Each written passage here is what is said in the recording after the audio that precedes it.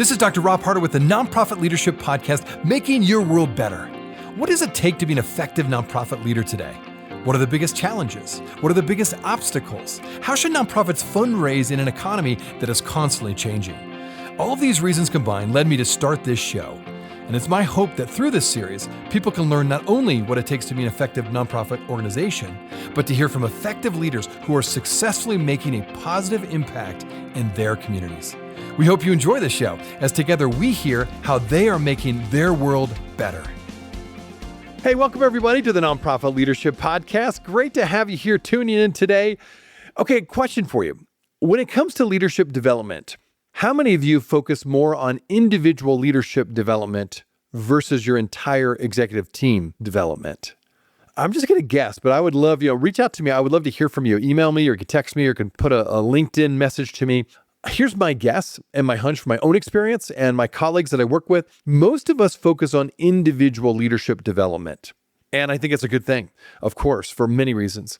But the guest I have on today will talk a bit about the work they've done to really focus on strengthening entire executive teams, not just individual leaders. Now, let me just say this, that both are important. But when they focused on building entire teams, they found some really interesting results. And so let me tell you a little bit about the guest I have on the show. His name's Bob Searle. He works for Bridgespan. And Bridgespan, I've actually had lots of guests on the show if you're a regular listener and you know about Bridgespan. They do great work. They do a lot of research in the social impact field and sector, and they always have really good data.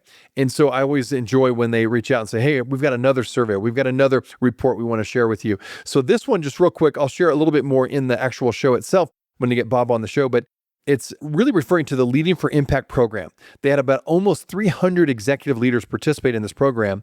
And really the idea again was, how can we strengthen an entire executive team, not just an individual leader of a nonprofit organization? So we're going to ask all kinds of questions like, what did you find? What were the results? What were the risks of perhaps focusing on a team versus an individual? Or what are the risks, the opposite as well, to focus solely on individual leaders rather than developing the entire team? This and more is discussed, and I think you'll find some really practical takeaways for you individually as a leader, whatever role you play in a nonprofit organization, and specifically for your executive team at whatever organization, again, you serve on. It's a fascinating organization. And what I'm going to do too is in the show notes, I'll give a link. Bob wants to share the results of the survey with all of you. And again, really interesting information. If you're into data and you would call yourself a data head, this is a great podcast. You'll get a lot of information that'll help you become a better leader and help your entire team become a better leading team. Anyway, always good to have you here. Now on to the show.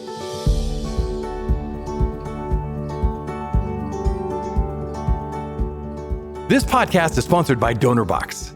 DonorBox, helping you help others with the best donation forms in the business. Well, welcome to the Nonprofit Leadership Podcast. I have Bob Searle here with us from Bridgespan. Bob, thanks for being on the show today. My pleasure. I want to give a little bit of background for my listeners. I think a really interesting topic because of the work that Bridgespan does. As we were talking before we hit record, I've had a lot of people from Bridgespan on this show because I believe your organization really does a lot of important research, provides a lot of good data for social impact leaders. And so I think bringing anybody from Bridgespan on is very interesting, but sometimes we need to set the context a little bit. So let me do that for my listeners again. So Bob Searle, you took part in this work, part of the Philadelphia team specifically, and their Leading for Impact program. So here's a quick overview of what that entailed. The survey entailed 299 executive leaders who participated, and they were helping social impact organizations navigate the growing challenges they face today, which is a great, purpose. I think makes your program particularly unique is that you focused on strengthening entire executive teams, not just individual leaders. So I thought that'd be a great place to start. Let's start with why focusing on team-based development is simply different than individual leadership development in nonprofit organizations. What has that been from your perspective and from this research? Sure. When we originally did the research, as we were starting to think about what kind of a program could we provide, one of the things we observed was that there is a lot out there, executive education, other types of professional development for individual leaders, but there is very little out there for executive teams, for a whole team together.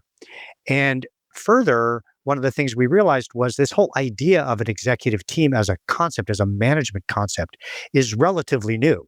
In the corporate sector as well as the nonprofit sector, you even as little as 25, 30 years ago, you think about the charismatic CEO, the Jack Welches of the world, that sort of thing. So this is kind of a new idea, and it's even newer in the nonprofit sector. And the other thing we saw was a lot of opportunity because what we heard, so we did a survey. We surveyed about 360 nonprofit leaders. And one of the things we heard from them was only about 20% of them, fewer than 20%, really thought they were using their time with their executive team well. So you think about a lot of these leaders, very scarce resource, they're coming together and they're not using their time together very well. So there's a huge opportunity there to create more effective executive leadership teams. And that was really the main thing we set out to do in this program. No, that's really good to know. And I think that is always a question nonprofit leaders should be asking. Are you maximizing the time you have? And are you really putting the time you're investing in your team or your nonprofit organization in the right places? So building off of that, what are the potential risks of focusing solely on individual leaders rather than truly developing the entire executive team from your research? Yeah, and I think probably everybody listening has had a version of this experience. As an individual, you go off to some training, you have this amazing experience, you learn all these incredible things. You come back to your organization, you're super excited, and nobody knows what you're talking about because they didn't go through that same experience with you. And so if you bring the whole team together and you expose them to this program. So the Leading for Impact program, I should say, is a combination of things. There's what you would look like an executive education type program. We bring a cohort of leaders together as a group. We work with them in full day sessions over the course of 6 months, but they also work on projects with Bridgespan coaches. And when you have that group of people together in that way, a couple of things happen. One, they're exposed to these new ideas together, and there's much greater likelihood that they'll get traction with those ideas once they go back to their organization. And then the second thing is they have this intense experience together, which is itself transformative. When we survey the participants at the end of each of the programs, the most common thing we hear is that time together to have the space to have conversations about strategy, about how they're operating as a team, how they define success, how they make decisions. They never have those conversations. And so they come out of that experience operating at a completely different level. Well, it really is clear that both the effectiveness and resiliency for leaders is so critical to the health of any organization. And kind of building off of what you just mentioned there, when it comes to social impact teams and their effectiveness, how does prioritizing team-based development influence the overall effectiveness then and resilience of a nonprofit and a nonprofit leader specifically? Yeah. So one of our clients put it best. She said, when the leadership team is firing on all cylinders, everything works better. And the converse is also true when it's not. And that can be any number of things. It can be a lack of agreement on the strategy and how you define success, or just really being clear about what that is. It can be the team dynamic. It can be very big issues there, but it can also be little things. I mean, one of the simplest things that we identified was, and this is also in the survey, the single lowest score that we got back from our leaders was around communication. Only 11% of the respondents said we communicate well with the rest of the organization. So, and here's what that looks like. What happens is everybody's super busy. They come together as a group. They have whatever meeting they're having, and they spend all of their time on whatever they're talking about, and then everybody rushes off to the next thing. Very simple thing. It takes discipline, but say the last 5 minutes of this meeting, we're going to say, what did we decide in this meeting? What are the next steps that we're committing to? And what do we need to communicate to the rest of the organization? Because what happens is leaders go back to their teams. Some people are just naturally more communicative with their teams. Other people less so. There's no malice or intentionality behind it. But what ends up happening is then you have information asymmetry in the organization, and different people attribute that to different things, and it just becomes a real problem. And so that, again, the executive team and how it functions just has ripple effects throughout the whole organization. That's so fascinating you mentioned that because it's so true. I've been in meetings like that. I've led meetings like that where you get so busy and sometimes the meeting goes a little over and you're rushed and you have to get to the next meeting or the next event or agenda or fire that you're putting out or whatever it is, right? Yeah. And you don't take that extra minute or two. That's all you really need, right? To assign Yeah. what are the next steps, make sure everybody's clear on what we discussed and where do we go from here. So I think that's so true. Communication can be a lot of social impact organizations just struggle, right? And let alone businesses, as you mentioned before. So I'm curious when it comes to like social impact leaders individually now, if we focus on team development, but we think about leaders and the skills or capacities that they really need to hone and grow as a leader. Are there specific new skills perhaps or capacities that you're seeing that social impact leaders really need to develop in order to navigate our increasingly complex challenges that we're facing in this social impact sector? And maybe you can say even over the next 3 to 5 years, what do you anticipate some of these new skills or capacities are needed for leaders to succeed? Well, I guess the first thing I'll say is trying to anticipate what we're going to need in the near future, much less 3 to 5 years, is getting increasingly difficult. Yeah, one thing that's for sure is that we always talk about uncertainty. I think it's fair to say we are operating in an environment right now of almost unprecedented uncertainty. And so I think that's one of the key skills that I think leaders need to be honing here is to really hone in on what do they need to be paying attention to? How do you prioritize in this environment where things are coming at us almost every day and things are changing in such a rapid way? When we talk with leaders about scenario planning, for example, one of the things we try to help them figure out is where are the biggest risks that we're facing as an organization when I think about financial risk, impact risk, reputational risk, whatever those risks are. And then where do we see the highest probability of something negative really coming at you? And so as a leader, being able to get up above the fray that's happening all the time and making sure you're focused on the right things, that's probably skill number one and one of the hardest skills ever, but today more than ever.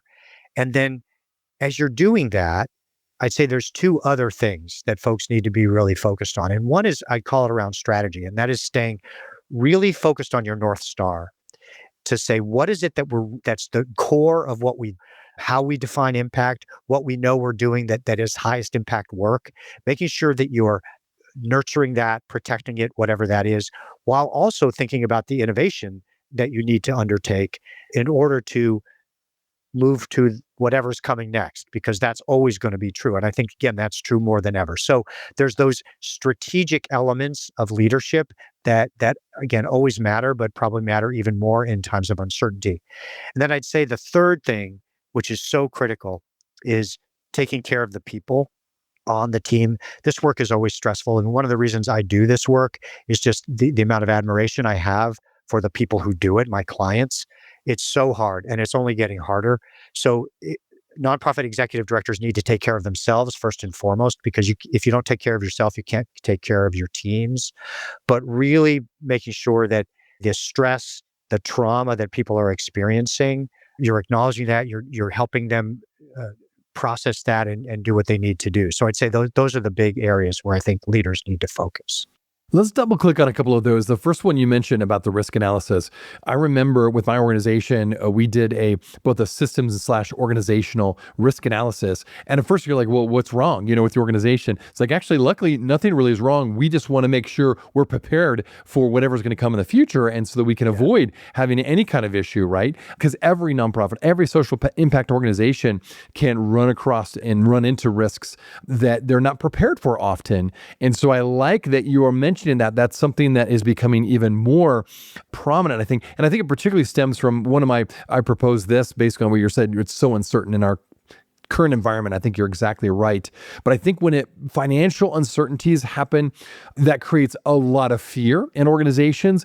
And then all of a sudden that can really change the whole dynamic of an organization. So anyway, maybe talk a bit more about what are the benefits? What would you recommend an executive director to do if they're going to go ahead and do a risk analysis? What does that look like for someone who's never even thought about doing that for their organization?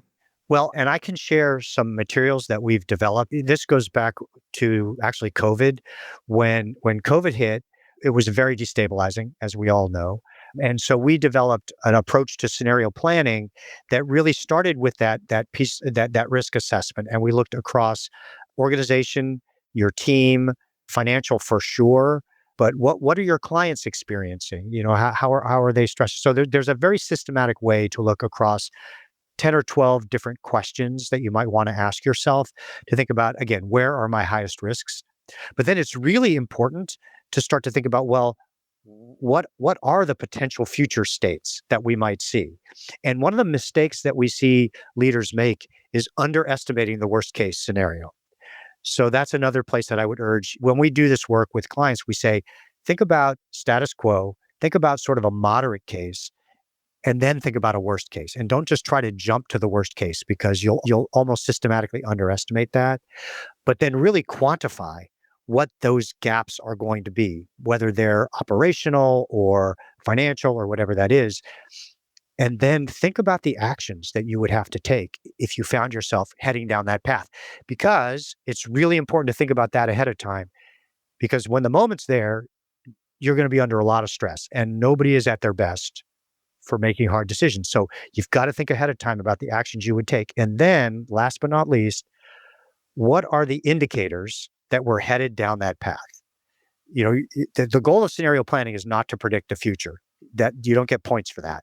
It's to say, what are some potential future states? And then to say, what do we need to be paying attention to, whether that's public policy changes or trends that we're seeing in how our clients are coming to us or whatever that might be, that indicate to us that this scenario that we laid out is where we're headed. And now we've already thought about the actions that we want to take. And then you're ready to go. And so that kind of exercise, it's painful, but it pays off if and when you end up in that spot. We'll be right back. Are you looking for an easy and effective way to boost your nonprofit's donations? Well, look no further than DonorBox, the online fundraising platform that streamlines your fundraising efforts, maximizes donations, and simplifies giving for your supporters. With DonorBox, you can create beautiful donation forms, accept digital wallet payments, track donations, and send auto receipts. And the best part? There are no setup or monthly fees and no long-term contracts required. So what are you waiting for? Visit donorbox.org today to get started. That is www.donorbox.org.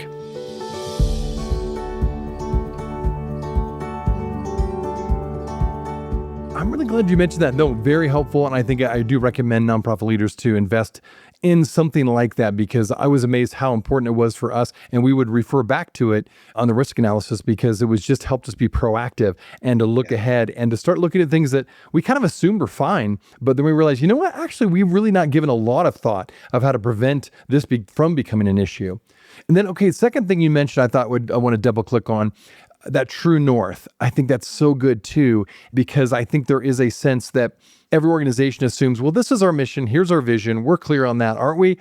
As you grow and as you scale your nonprofit, I find that is one of the most difficult things, particularly as your programs grow and you're getting more funding from different sources that want you to emphasize different parts maybe of your organization, even to the point where you start experiencing mission drift and you do get away from that true north. Talk about that. How can people continue to grow and scale and really develop that team that you're talking about without losing that true north and without having mission drift? Well, this goes right back to the very early days of Bridgespan, where we were bringing, how do we think about strategy in a nonprofit context? And it's one of the foundational elements of the Leading for Impact program as well, this idea of strategic clarity. And the word clarity is really, really important. It's not necessarily focus, but it's being really clear about how you define success. And in a direct service context, it's really, who is your target population? Who are you designing your programs for? What outcomes are you holding yourself accountable for as an organization with those clients that you're working with? And then your theory of change, the how.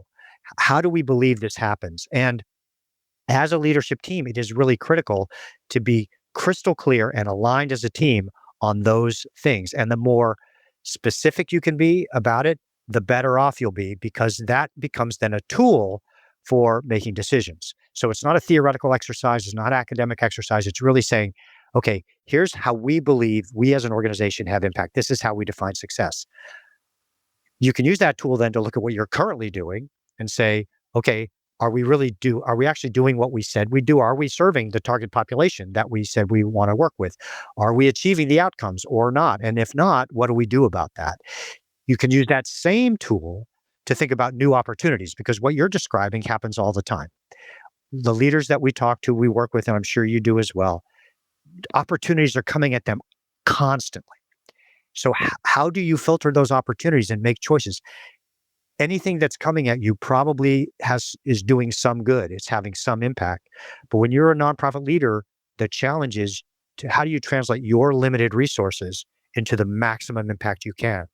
And that's where that tool, that strategic clarity really comes in to say, we need to say no to this, or we need to say, we can't say yes to the way you're offering it to us. Here's why. Here's how we could do it. Now you're in a conversation instead of just saying yes or no. Good advice. And I appreciate you sharing that. And with this survey, then, let's talk a little bit more about the results. What did the results indicate when it came to high percentages of participants who really reported gains in strategic clarity and team effectiveness? Can you elaborate a little bit more on that, of what these outcomes really look like in and day out situations within organizations?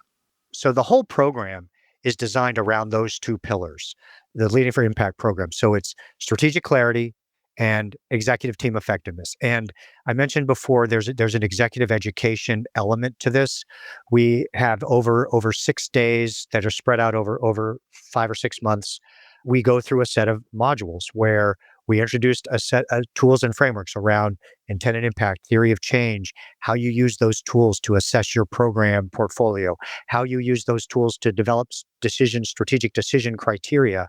And these sessions give the teams that are coming together an opportunity to do a little bit of us sharing with them the frameworks, but then they roll up their sleeves and they apply those frameworks to their organization in those sessions. So they start to think about, well, how do we define our target population? How should we agree on that? There's another set of modules that are focused on executive team effectiveness and all of the different pieces to it. So I mentioned before that team members, they come together as a team, but they don't necessarily feel like they use their time together very well. Well, that's mostly because they haven't done a good job of defining why they come together. So we have a whole set of tools around defining the work of the executive team. Simply saying, what are the things that this organization needs to accomplish that only that group of leaders can do? And they are the things that have a high degree of cross-functional interdependence and are the highest stakes to the organization, very strategic things. So we take them through an exercise. Let's look at your organizational priorities. Let's map them along those two dimensions. What are the things that really rise to that level? How much of your time today do you spend on those things versus giving each other updates on what you're all doing, things like that. So we ask them to do that. We talk about, does the composition of the team really support that work? And then do the processes that you go into as a team, the meeting agendas you use together, the follow-up, the mechanisms there, and then team dynamics. Do you have good trust as a team? A lot of the team dynamics are things that every team should be doing. Trust, accountability, collaboration. But for executive teams, there are a few things that matter, that are distinctive. We call it shared ownership. This idea that when you come together as an executive team, you're not there as a representative of your function. You are there as a leader in the organization, and you are tasked with making the decisions that are best for the whole organization, and in fact, the most strategic decisions. So we talk a lot about decision making in it as well. So in the course of the program, we're exposing them to all of these different elements of strategic clarity and team effectiveness. And then their project, which they work on at the same time, is looking at a priority that they have as an organization that allows them then to really more deeply apply some of those tools to that particular priority. And so by the time they get to the end, they've had an education component, a very hands-on practical component to it. And so at the end of the survey, we ask them a series of questions on a Likert scale around strategic clarity, the team effectiveness, whether their project is on track to have high impact. And that's the data that we use then to improve our own, because we also ask for qualitative feedback to improve the program, to report to our donors, and that sort of thing. Now, it's an interesting process that you're going through. And you've worked with a lot of different nonprofit organizations and social impact organizations. What have you seen when it comes to social impact organizations that are really good at ensuring that they're continuously evolving their leadership capacities in order to meet these future challenges we were talking about? What do successful social impact organizations do to make sure their leaders are ready for that? I think one of the first things is you start with strategy, and in particular, start with where the organization is headed. And when we think about capability building or competency building, skill building, it really does start there. It starts with where are you headed as an organization, and what does that imply for the capabilities that your future leaders are going to need? And we've developed a competency bank over the years with core competencies, things like communication, managing others, things like that, as well as leadership competencies, strategic thinking, things, of that nature. So they're not job specific, but they really are the kinds of competencies that organizations really need to build. And we recognize that those things take time. It takes time, intentionality to do that. And so with leaders, it starts with this idea that where are we headed? What are the capabilities we're going to need? And now how do we put systems in place to systematically build those capabilities over time? And it really boils down to a couple of things. One is working with the people whose capabilities you're trying to build. So it's a co-creative process to say, where are you headed? What are your career aspirations? What are the capabilities that you need to build in order to do that? So that this is not something that's being done to them. And then to get really specific about what good looks like. And that's where this competency bank comes in. This can feel very mushy and abstract, but the idea that when we think about communications, written communications, verbal communications, what is early stage? What is intermediate stage? What does advanced look like? And then to say, how do you actually build skills? The research is really clear that training is a very small component and probably the least important component of skill building. People build skills by doing and, more importantly, reflecting on the doing. And so as you're starting to build skills, you start to think about, well, what are the job related projects, tasks that will help people stretch and deliver and start to build those skills. And since you're putting people in those stretch roles, it's really important that they have somebody they can go to for advice and guidance. So coaching, if you will. And to make that really explicit, to say, here's your stretch assignment. Here is the person or people who you can go to for advice. Because by definition, this is new. And here's a training program or a book you should read or an article or something like that. So it's that combination that it really takes. And again, it takes time to build those skills. So starting with the strategy, thinking about where you're going, being really intentional about what the capabilities are, and then investing over time in building those skills. That's what people really need to do. So talk about when you're doing these things, you're putting into practice all the things you're recommending, and it becomes clear to an executive leader or an executive team, there's either a member of the executive team, or maybe there's another person at that next level down, a management level or whatever, however structured your organization is. And this person is just not able to go to the next level or be stretched, these ideas of a stretch goal or a stretch opportunity. And it's clear that just it's outside of their gift mix, no matter how much they get trained or they shadow or they learn or they're mentored or coached. What do you do in those cases? Those are sticky ones. And I know that's something I've bumped into as an executive director. I know a lot of my colleagues have as well. What do you recommend in those situations? That is a very tricky and difficult situation. And there are probably a couple of different paths I could imagine going down. So one is to say, if somebody is performing well in their current role and they're happy performing in that role, and I think importantly, they're not blocking other people who have greater potential, then it may be totally fine for them to stay in that role. They're contributing, they're happy contributing, et cetera, et cetera. And that can be totally fine. And certainly I see that. However, if they have aspirations, and in spite of your best efforts, and I think it's really important to make those efforts, and sometimes certain opportunities don't work well, or certain coaches aren't a good fit, whatever that is, but you've made that investment, good faith effort, and it's just not working. It may be that this isn't the right fit for them, and maybe there's another role in the organization, or maybe they just need to pursue another opportunity. At Bridgespan, we do see that. As much as there's a skill progression through the consulting ranks, being a manager does require some different skills than being a good analyst, and being a partner requires different skills. And some of that is growth, but sometimes people do kind of hit a ceiling, and then it's important to have an empathetic conversation, but an honest one. It doesn't do anybody any good to just let somebody sit in a bad situation for a long period of time. All right. So when it comes to leadership traits, I've asked a lot of my guests who are in the midst of helping leaders get better, and particularly, and we've been talking about team leadership specifically, but which leadership traits do you find most essential when it comes to fulfilling the responsibilities of an executive director who really wants to lead with this team-based approach? Are there specific skill sets perhaps or key traits that a leader needs if they're going to have this team-based approach? What have you found that cultivates those leadership gifts and talents? Well, and I recognize I'm talking to somebody who specializes in this, so just recognize that. I think some of the things that I see. So the first thing is I think self-awareness, particularly for leaders who have taken an organization from a pretty small scale, whether they're the founder or not, to a pretty substantial organization, and maybe was running it. Everything went through them and all for a long time, and now they have a leadership team around them, and they are saying all the right things. They want to delegate, they want to enable, they want to create a distributed leadership setup, but they may not even recognize what they might be doing that's getting in the way of that. So there's something about self-awareness there that I think is really important, in recognizing your own personal style and that sort of thing, and making sure you have people around you who will tell you the truth, and making sure it's okay for them to do that.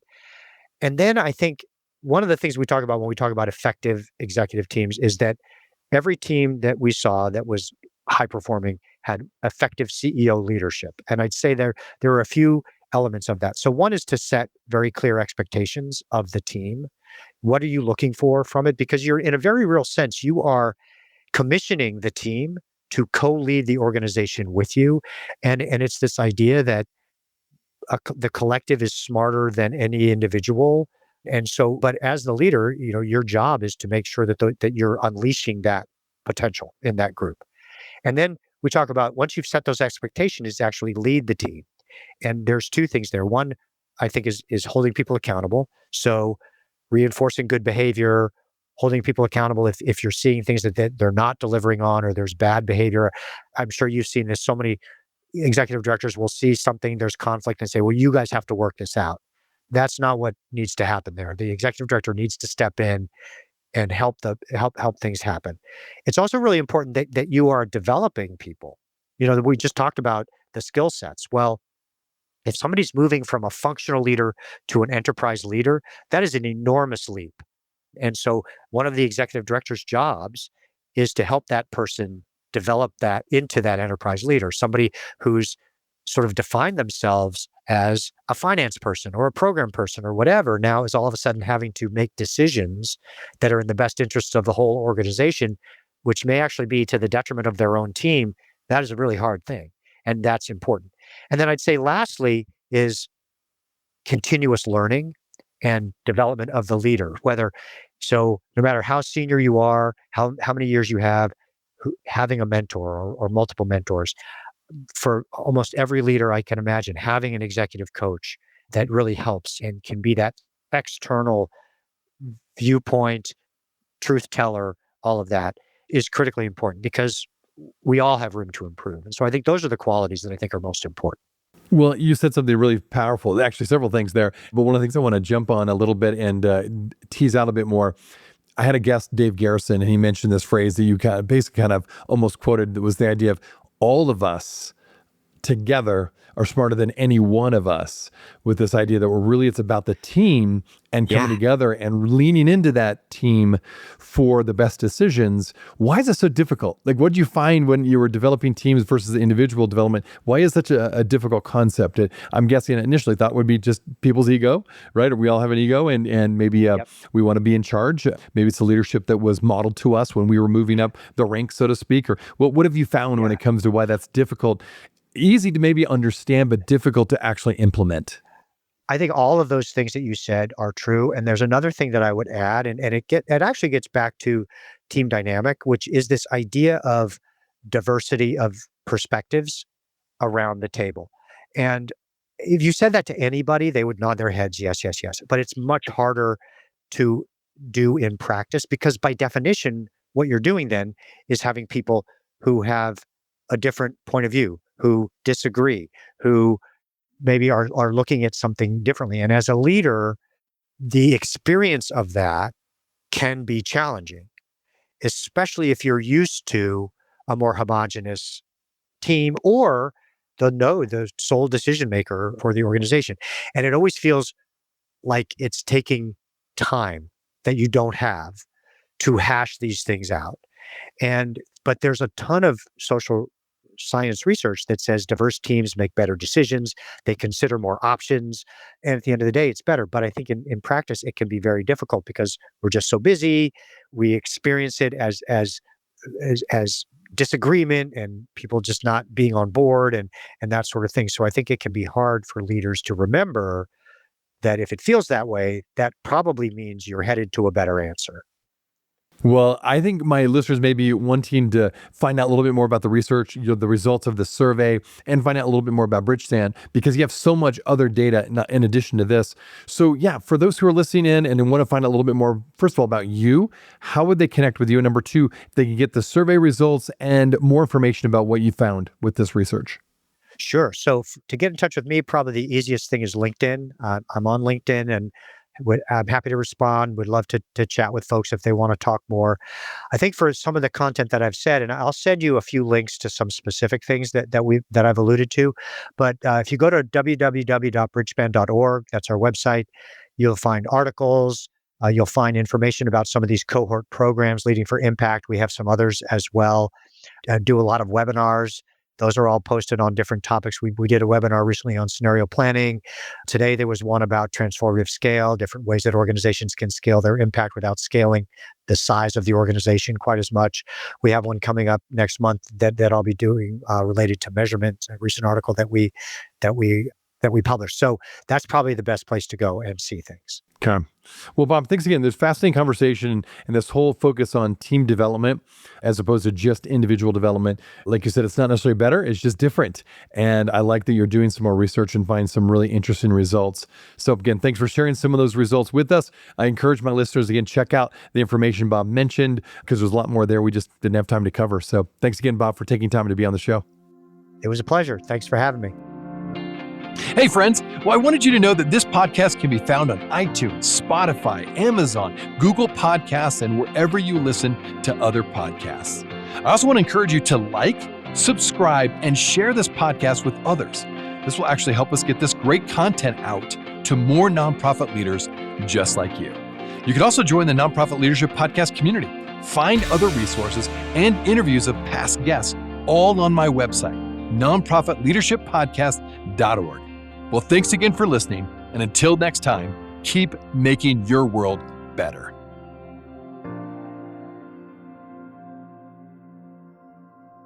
This podcast is sponsored by DonorBox. DonorBox, helping you help others with the best donation forms in the business.